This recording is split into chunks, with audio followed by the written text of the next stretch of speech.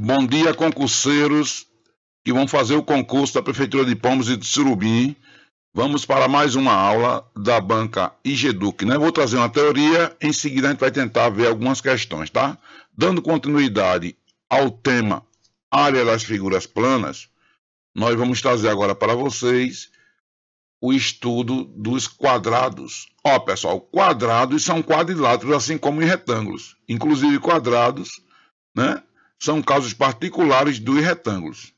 Bom, os quadrados são quadriláteros que possuem os quatro lados com a mesma medida, ou seja, os seus lados são congruentes.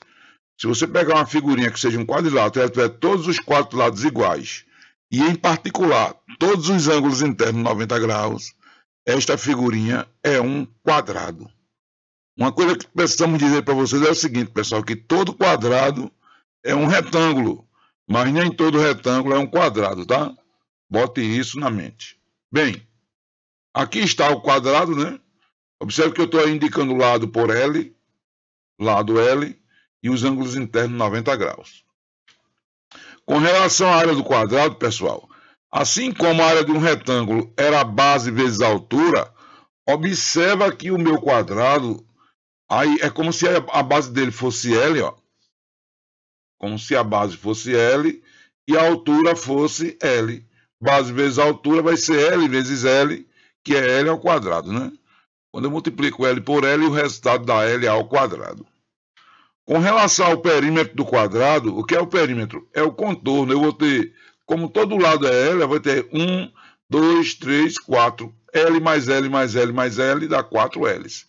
Ou seja, o perímetro é a soma dos lados, ou seja, L mais L mais L mais L. Então, ó, perímetro é igual a 4L. Lembrando que 2P é a indicação de perímetro. Ok, gente? Vamos à próxima figura. Nós agora vamos trazer para vocês o paralelogramo. O paralelogramo é mais um quadrilátero, tá? É mais um quadrilátero. Então, o paralelogramo, o nome já está dizendo paralelo, tem alguma coisa que está paralela, tá? São quadriláteros que possuem os quatro lados 2 a 2 congruentes e paralelos, mas não necessariamente os seus ângulos internos são ângulos retos, não necessariamente, ou seja, cuja medida são 90 graus. Um detalhe, pessoal, o paralelogramo é o pai de tudo, né? Pai dos quadriláteros, basicamente. O paralelogramo, ele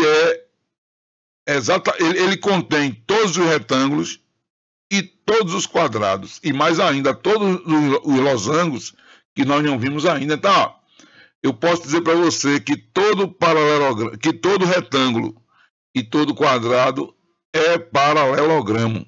Porém, a recíproca não é verdadeira. Vamos lá. Aqui está um paralelogramo, a carinha dele, ó, essa coisinha inclinada, porém, observa que o lado de cima dele e o lado de baixo, ó, além de eles serem paralelos, eles têm a mesma medida. Assim como esse lado aqui da direita, este lado da direita e o da esquerda, eles são paralelos e têm a mesma medida. Porém, um detalhe que eu chamo a atenção de vocês é com relação à altura. A altura do paralelogramo é a distância que vai do ponto de vértice lá em cima até a parte de baixo, formando 90 graus, tá certo? Cuidado para não confundir, que muita gente confunde isto aqui, ó. Muita gente pensa que a altura é esta medida desse lado. Não, a altura é isto aqui, tá? Então, pessoal, esta é a nossa figurinha chamada de paralelogramo. A área dele vai ser quem? Assim como no retângulo, vai ser a base vezes a altura. Alguns problemas nos dão este ladozinho aqui, ó, e a base, e pede a área. Aí o carinha vai multiplicar um pelo outro, erra. Ele vai ter que encontrar este ladozinho aqui, que a gente chama de altura, tá certo? Logo, a área do paralelogramo é dada pelo produto entre a medida da base pela medida da altura, ou seja, a área é base vezes a altura. Com relação ao seu perímetro, nós temos que, como esse lado aqui é B, esse aqui também vai ser B, esse aqui ó, vai ser um ladozinho que eu vou chamar de... Eu coloquei H aqui, ó, mas não seria bem o H, tá certo? Seria qualquer coisa. Eu vou até mudar isso aqui, eu vou chamar de H1 para não confundir. H1, H1. Esse H1 seria esse lado aqui, tá, pessoal? Para não misturar as bolas. Então, ó, o perímetro dele seria B mais H1 mais B mais H1, tá? B mais H1 mais B mais H1. Ou seja, quando eu colocar aqui, ó, quando eu somar aqui B mais B, 2B, H1 mais H1, 2H1, coloco 2 em evidência, então o perímetro vai ser 2 vezes B mais H1. Quando nós fizermos os exercícios, a gente vai entender muito mais isto aqui, tá certo? Vai ficar bem interessante. Dando continuidade, vamos falar agora dos trapézios. Os trapézios, pessoal, dá até aquela ideia do circo, né? De um trapézio de circo, tá? É mais um quadrilátero. Esse quadrilátero ele possui obrigatoriamente só 2 lados paralelos, tá certo? Esses 2 lados paralelos dele a gente vai chamar de bases. Vai ser uma base que a gente chama de base maior e outra base que a gente vai chamar de base menor.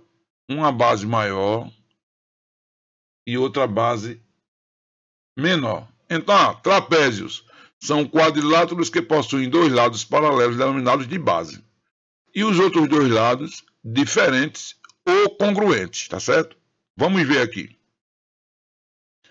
Mais ou menos a ideia de trapézio é essa aqui, tá, gente? Olha só, este lado de cima aqui, ó, é paralelo com este lado de baixo e a gente vai chamar de base. Eu vou dizer que a base menor é B minúsculo, vou dizer que a base maior é B maiúsculo. Os outros 2 lados são simplesmente lados. Nós vamos ter alguns casos aqui que eu vou escrever para vocês, tá? O triângulo, o trapézio, quando ele possui esta estrutura e este ladozinho da direita é igual ao lado da esquerda, a gente vai chamar ele de trapézio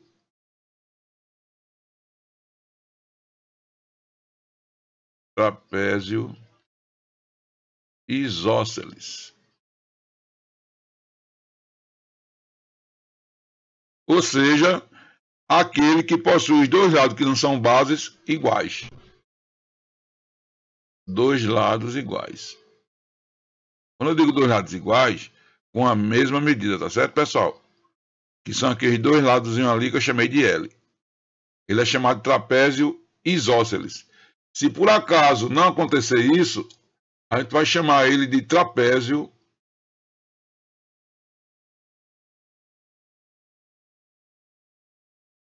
escaleno.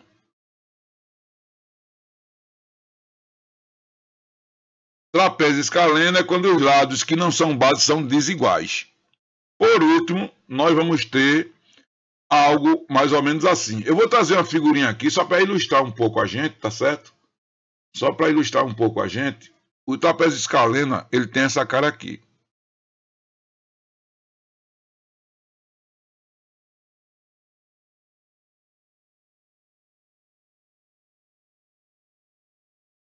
Vamos melhorar aqui para facilitar a nossa vida.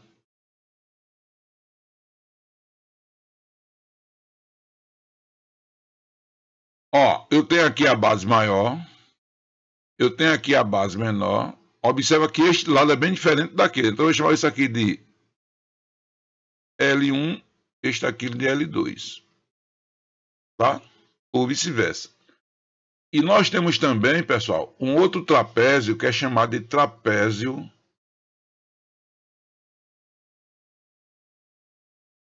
retângulo. Trapézio retângulo.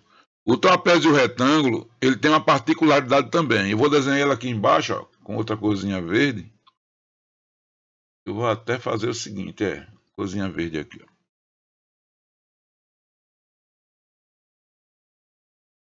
O trapézio retângulo é um trapézio que não deixa de ser escaleno, tá?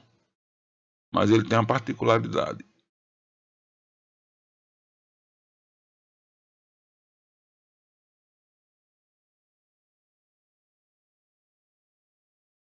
Ó, a particularidade dele é essa. Ele tem 2 ângulos internos de 90 graus. Aqui está a base maior. Aqui está a base menor. Aqui está o lado que eu vou chamar de L1. e aqui vai estar o lado L2, que coincidentemente ele vai ser chamado de altura. Então, este triângulo é um triângulo retângulo. Esse triângulo não, este trapézio é um trapézio retângulo. Então, pessoal, nós elencamos aqui os possíveis tipos de trapézio. Trapézio isósceles, quando tem dois lados que não são as bases iguais. O escaleno, quando tem os lados diferentes, né? E o trapézio retângulo, quando ele tem obrigatoriamente dois ângulos internos que são de 90 graus. Ok, gente? Continuando aqui, ó. A área do trapézio. Olha só, pessoal. Para a gente calcular a área do trapézio, a gente vai pegar o seguinte. A gente vai pegar a base maior, somar com a base menor. Pensa aí. Eu pego a base maior, somo com a base menor. É como se eu tivesse uma base só, tá certo? Somei as bases. Todo quadrilátero é o que? Base vezes altura. Eu pego essa soma que é base, multiplico pela altura do trapézio. E vou dividir por 2. É só fazer isso.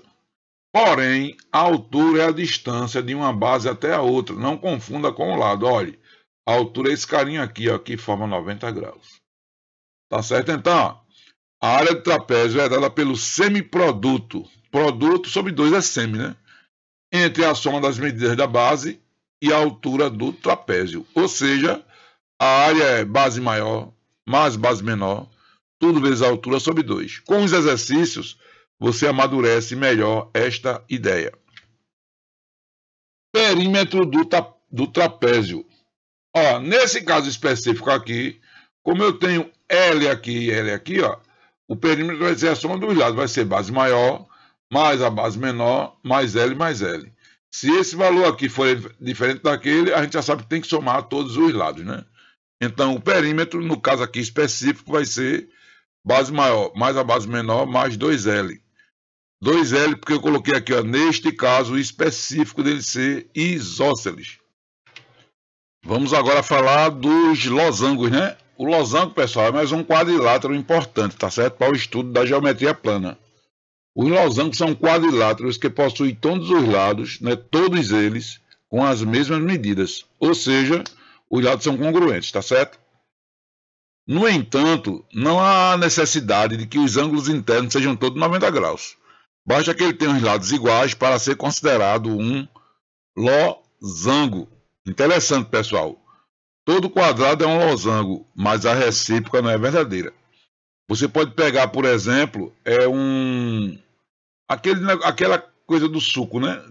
Aqueles canudinhos de suco. Ou então 4 palitinhos que você tiver com a mesma medida. Você une cada extremidade dele com um percevejo para ficar folgadozinho, né?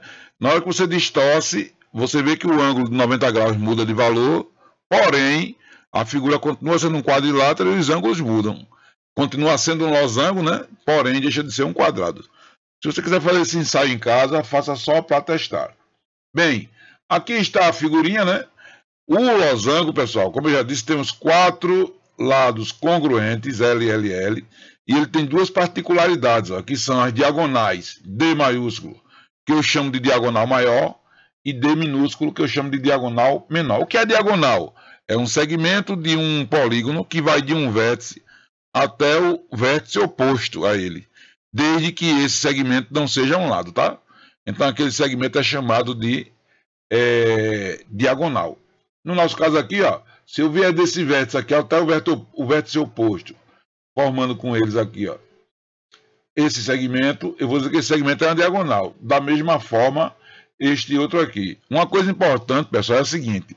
Nos losangos, as diagonais, elas vão se interceptar de uma forma bem particular. Elas vão formar entre si 90 graus. Elas vão ser perpendiculares e vão se interceptar no ponto médio, este pedaço igual a este e este pedaço igual a este. Somente esta particularidade.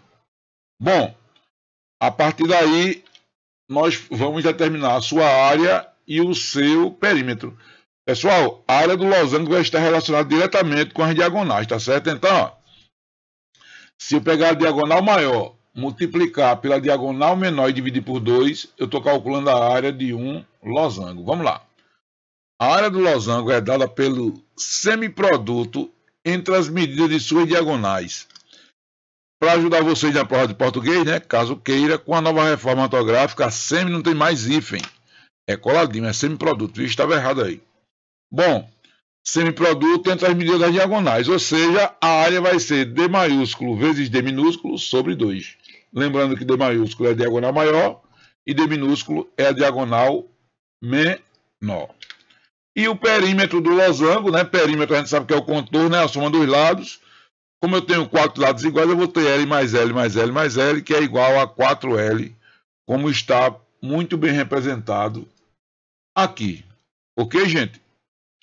Dando continuidade à área de figuras geométricas planas, vamos falar agora das figuras mais importantes da geometria plana, não desconsiderando as demais, tá? Que são os triângulos. O próprio nome já diz triângulo, 3 ângulos. São figuras planas que possuem 3 ângulos e possuem também 3 lados. Elas também são chamadas de triláteros porque têm 3 lados. Alguns autores de livros de matemática, né, especificamente de geometria, também os chamam de triláteros. Então, gente, temos o seguinte, ó. Triângulos são figuras planas que possuem 3 lados e, consequentemente, 3 ângulos internos. São também chamados de triláteros por alguns autores. Observe a figura a seguir. Temos aqui um triângulo, que a gente vai dizer que é um triângulo com vértice ABC, né? O triângulo ABC. A gente pode também, se quiser, indicar isso aqui como sendo delta ABC. Ó, pessoal. Delta ABC, esse delta maiúsculo, é porque eu estou dizendo triângulo ABC, triângulo de vértice ABC. Neste triângulo aqui, pessoal, a gente sabendo quem é a base dele, e sabendo quem é a altura, a gente é capaz de calcular a sua área, tá certo? Eu especifiquei aqui para ficar mais fácil. Daqui a pouco a gente vai destrinchar mais, porque há vários tipos de triângulos e há várias maneiras de calcular a sua área. Então, ó, B maiúsculo ali é a base e H é a altura. Área do triângulo. Olha, área do triângulo, pessoal, mais uma vez tem um errinho aqui, ó. Eu coloquei semiproduto com hífen, vou apagar, para não pegar vocês na surprise, né? A área do triângulo vai ser simplesmente o semiproduto entre as suas bases e altura. Se eu pegar a base, multiplicar pela altura e dividir por 2, estou calculando a área do triângulo, tá? E o seu perímetro, no caso específico aqui, nada mais é do que a soma dos lados A mais B mais C. Isso aqui, pessoal, tem uma estrutura bem interessante. Ó. O lado oposto ao vértice A, eu chamei de A minúsculo, tá? Que é a nossa base aqui, específico. O lado oposto ao vértice B, chamei de B minúsculo. E o lado oposto ao vértice C, chamei de C. Eu poderia chamar de qualquer coisa, mas chamei de ABC, como a maioria dos livros fazem. Então, o perímetro é a soma das medidas dos lados, né? Vai ser A mais B mais C, ok? Sem mais delongas, vamos ver quais são as especificidades dos triângulos. E aqui, ó, eu vou apagar esse semi de novo, pessoal. Ele vai aparecer várias vezes que eu terminei não observando isso. Observei agora, mas tudo bem. Quem sabe faz ao vivo, né? Continuando com as figuras, vamos ver agora alguns tipos de triângulos. O primeiro tipo de triângulo que a gente vai ter aqui, ó, é o triângulo retângulo. Ó, pessoal, o triângulo retângulo é todo triângulo que possui um ângulo de 90 graus. Possui um ângulo reto, tá certo? Este ângulozinho aqui, ó, de 90 graus. Se ele possui um ângulo desse, ele é chamado de triângulo retângulo. Ok? Então fica aí a informação. Olha só. Observe o triângulo ABC, onde eu estou indicando aqui, ó, o vértice A com o ângulo A aqui, ó, de 90 graus. Então esse triângulo é um retângulo. Todo triângulo retângulo, ele vai ter uma particularidade com relação aos seus lados. O lado maior, que é o lado BC, que eu representei por A minúsculo, que está oposto ao ângulo de 90, a gente vai chamar ele de hipotenusa. Os outros dois lados, que é AC, que eu chamei de B minúsculo, e AB, que eu chamei de C minúsculo, a gente vai chamar de cateto, tá? Essa observação está aqui, ó. Nestes triângulos, temos uma particularidade. Os seus lados recebem nomes especiais. Ou seja, o lado maior, que está oposto ao ângulo de 90 graus, é chamado de hipotenusa, e os outros dois lados são os catetos do triângulo. Então, todo triângulo retângulo, os lados são, o maior é hipotenusa, e os outros dois são os catetos. Tá bom, gente? Como é que eu calculo a área de um triângulo, especificamente retângulo? Ó, a área de um triângulo retângulo é dado pelo semiproduto, mais uma vez, colocar aqui, tirar o hífen, entre as medidas dos catetos.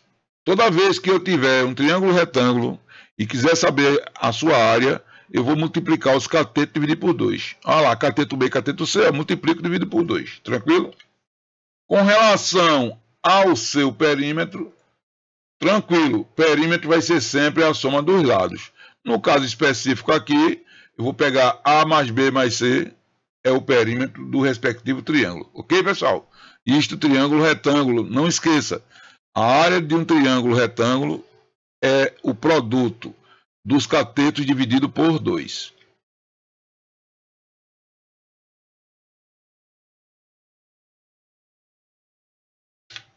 Continuando, vamos agora falar dos triângulos isósceles.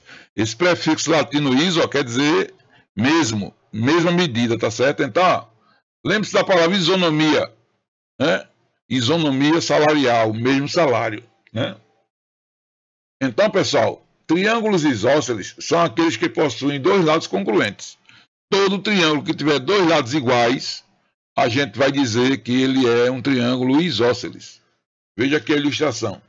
Mais uma vez, no triângulo ABC abaixo, ó, eu estou dizendo que o lado AB maiúsculo, que eu chamei de B minúsculo aqui, ó, deixa eu limpar aqui que eu risquei.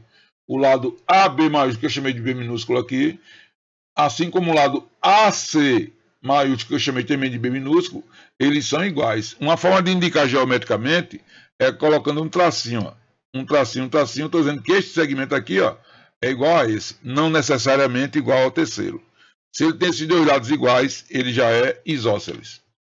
Observe que na figura à esquerda, né, observe na figura à esquerda que os lados AB e AC têm a mesma medida, denominada por B minúsculo.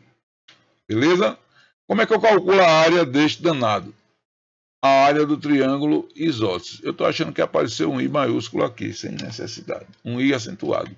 Pronto. Então vamos lá. A área do triângulo isósceles segue o mesmo padrão da área normal, tá certo? Base vezes a altura sobre 2. Lembrando que nesse caso aqui a altura vai ser a distância que vai do vértice A até o lado oposto, formando com ele 90 graus. No nosso caso, eu vou dizer que a base é A minúsculo, né? E a altura seria H. Logo, quem é a área? O Azinho, que é a base, vezes a altura, dividido por 2. Ok, gente? Com relação ao perímetro daquele triângulo, a gente vai dizer, ó, que o perímetro vai ser quem? Vai ser a soma dos lados. Como eu tenho dois lados iguais, que eu chamei ali de B, eu teria A mais B mais E mais B. O perímetro vai ser 2P, né, que é igual a A mais 2B. Sem muitas delongas, tá certo? Dando continuidade, vamos falar agora dos triângulos equiláteros. Equi igual, látero, lado, lados iguais. Então, ó, triângulos equiláteros são aqueles que possuem todos os lados iguais, gente. Todos os lados congruentes. Todos os lados com a mesma medida. Tá certo? Se um triângulo tiver uma medida 20 centímetros, a outra medida 20 centímetros e a outra 20 centímetros, sem medo de ser feliz, pode garantir que esse triângulo é equilátero. Particularmente, este triângulo também, pessoal, já que ele tem todos os lados iguais, ele vai ter também todos os ângulos internos iguais. E mais ainda, cada ângulo interno mede 60 graus, tá certo? Ele é um triângulo muito particular. Aqui está a figurinha, tá? Triângulo ABC, os lados que eu chamei de L e os ângulos internos que eu chamei de 60 graus cada um. E aqui seria a sua altura, tá?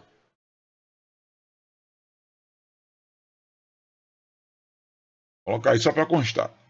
Bem, vou melhorar aqui também a alturazinha. A área do triângulo equilátero, pessoal, é bem particular. Por favor, fixe isso.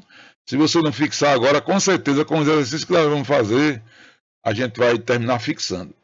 A área do triângulo equilátero é pegar o lado dele ao quadrado, multiplicar pela raiz de 3 e dividir por 4. É assim que a gente calcula a área de um triângulo equilátero.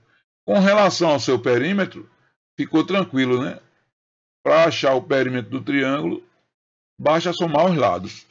Lado mais lados, ou seja, o perímetro é igual a 3L. Beleza? Tranquilo? Vamos agora para algumas observações importantes com relação ao triângulo, né? Ou aos triângulos. A primeira é a fórmula de Heron. Heron, pessoal, é um matemático muito antigo, né? Que ele estudando os triângulos, né? Ele era um geômetra, estudando os triângulos, ele percebeu o seguinte: se eu tenho um triângulo e eu conheço as suas medidas dos lados, dos três lados, eu consigo calcular a sua área de uma forma bem particular. Ele desenvolveu a fórmula, né? E colocou o nome dele. Fórmula de Heron, que até hoje você encontra nos livros. Ou seja, imagina que eu tenho um triângulo ali A, B, C, e eu conheço os seus lados, A minúsculo, B minúsculo e C minúsculo. Aqui na fórmula de Heron, a gente vai resgatar uma raiz quadrada, tá? Bem tranquilo. Ó, parece uma fórmula estranha, mas ela é bem tranquilíssima mesmo. Então, pessoal, para calcular a área de um triângulo através de Heron, a gente vai fazer o seguinte: a gente vai somar todos os lados. Somando todos os lados é o nosso perímetro, né? Quando eu pego todo o perímetro e divido por 2, só lembrando, 2P é o perímetro. Isso aqui vai ser A mais B mais C. Se eu pegar todo mundo aqui e dividir por 2, o que é que vai acontecer? 2P por 2 dá P. A mais B mais C dividido por 2 vai dar A mais B mais C sobre 2. Então, veja, como isso aqui é perímetro e isso aqui é a metade, isso aqui é o chamado de semiperímetro. Semiperímetro. Então, a gente vai resgatar agora o Pzinho minúsculo, que é a metade do perímetro, que é o semiperímetro. Então, ó, a fórmula vai ser P, que é o semiperímetro, raiz quadrada disso, né? Que multiplica P menos um lado, vezes P menos o outro lado, vezes P menos o terceiro lado. Em que P é o semiperímetro do triângulo, ou seja, P é igual a A mais B mais C sobre 2, conforme eu tinha feito aqui, tá? Esta é a fórmula de Heron, que alguns livros chamam de Heron de Alexandria, ok? Dando continuidade nas observações, imagina que eu tenho um triângulo, tá? Neste triângulo eu conheço dois lados do triângulo e conheça o ângulo compreendido entre esses dois lados. Se eu tiver isso, eu também sou capaz de calcular a sua área. Só que agora eu vou resgatar um ente trigonométrico chamado de seno. Ou seja, dados, aqui eu botei sois, mas as 2, né, pessoal? Vamos corrigir logo aqui, ó. Dados, corrigido já, dados dois lados e o ângulo compreendido num triângulo, né? Sempre que conhecermos as medidas dos dois lados de um triângulo e o ângulo compreendido entre esses dois lados, podemos determinar a sua área utilizando a seguinte fórmula. Eu vou pegar aqueles dois lados que eu conheço, multiplicar entre si, multiplicar pelo seno do ângulo compreendido e dividir por 2. Veja esse triângulo aqui, ó. Eu conheço o lado A, conheço o lado B e conheço o ângulo compreendido entre eles, que é o ângulo alfa. Então, se eu multiplicar A vezes B vezes o seno de alfa dividido por 2, eu estou calculando a área deste triângulo. Ou seja, a área vai ser A vezes B vezes C. Inclusive ficou aqui, ó. Deixa eu ver aqui. Pronto, melhorei. A vezes B vezes o seno de alfa sobre 2, em que A e B são os lados conhecidos e alfa é o ângulo formado por esses dois lados. Ok, gente? Muito interessante isso, né? Muito interessante conhecer essa teoria. Dando continuidade, vamos falar dos nossos amigos círculos. Ó, pessoal, os círculos são figuras que não têm lados especificamente, né? São figuras circulares, tá certo? São figuras planas circulares que possuem como contorno uma circunferência. Vamos imaginar, para nos dar uma ideia, uma moeda. Se você olhar a moeda como um todo, ela dá a ideia de um círculo, tá? Porém, aquela parte que contorna ela toda é chamada de circunferência do círculo. Ok, pessoal? Uma coisa importante que os círculos possuem são raio e diâmetro. O raio de um círculo é o comprimento, é o segmento cujo comprimento vai do centro do círculo até uma extremidade dele. e também o diâmetro. O diâmetro é o dobro do raio. O diâmetro é o segmento que a gente chama de corda, né, do círculo, que ele vai de uma extremidade do círculo até a outra extremidade, passando pelo centro do círculo, tá?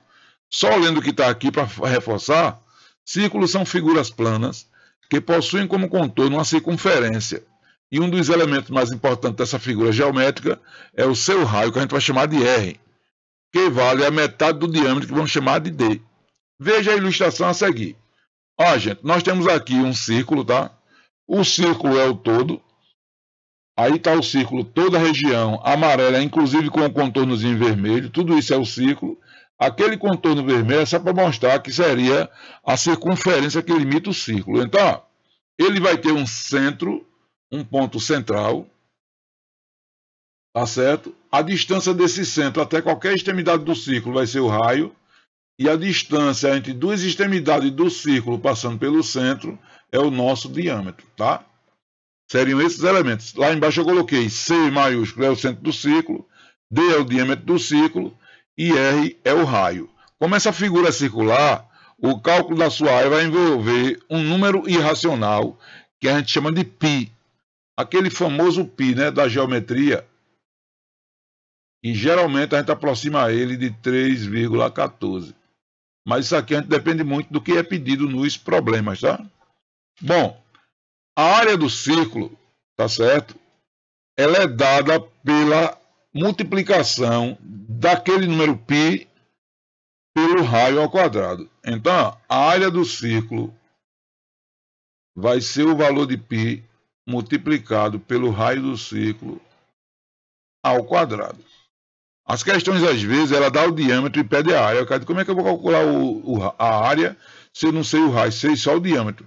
Mas o diâmetro não é o dobro do raio?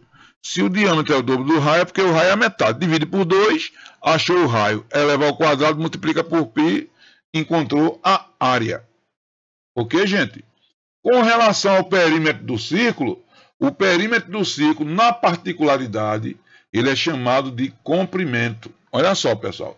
O comprimento do círculo nada mais é do que o comprimento daquela circunferência de contorno. Como se fosse uma linha circular, né? Você cortasse ela e esticasse, tá certo? Como é de uma figura circular, ela vai envolver também o π. Então, se eu pegar duas vezes aquele π e multiplicar pelo raio, eu vou ter o comprimento. Vê que coisa interessante. A área é πr ao quadrado. Se eu der um peteleco nesse 2 e ele cair para frente, vai ficar 2πr é o comprimento, que é o que a gente chama de perímetro, tá? Perímetro ou comprimento. As duas coisas são sinônimas. Então, ó, perímetro do círculo, também chamado de comprimento da circunferência do círculo, é o contorno do círculo e sua medida é C igual a 2πr. Ok, gente? Com isso, a gente tem condições de resolver os problemas que vierem de geometria plana.